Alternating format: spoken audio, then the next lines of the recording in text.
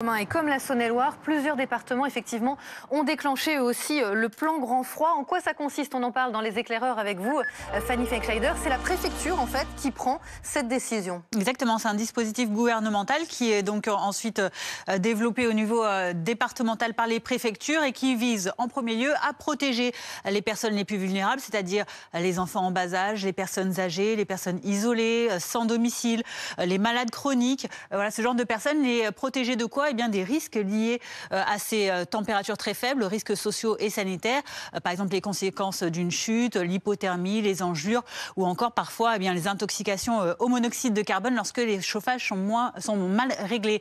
Alors cette période, ce plan grand froid, il est défini sur une période bien précise, du 1er novembre au 31 mars, dès lors que Météo France émet ses vigilances grand froid, au moins 2 jours d'affilée. Et ensuite, eh bien, le plan grand froid, il se règle en fonction du niveau de vigilance, donc de Météo France, qu'il soit jaune, orange ou rouge, en fonction donc de températures bien précises déterminées. Ici, on le voit par exemple la nuit. Et alors concrètement, quel type de mesures sont mises en place? Alors la première mesure, c'est évidemment de prévenir, d'informer les populations sur les risques qu'ils peuvent rencontrer à cause de ces températures très froides et de ce qu'ils doivent faire en conséquence. Et puis il y a un autre panel de mesures que peuvent prendre au cas par cas les préfectures en fonction donc, des difficultés.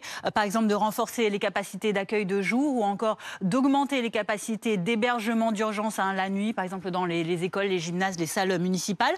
Les préfets peuvent aussi décider de renforcer les moyens humains et financiers pour effectuer les maraudes, pour le SAMU social, pour le 115, qui est le numéro également d'appel d'urgence pour les sans-abri ou pour signaler des personnes en détresse.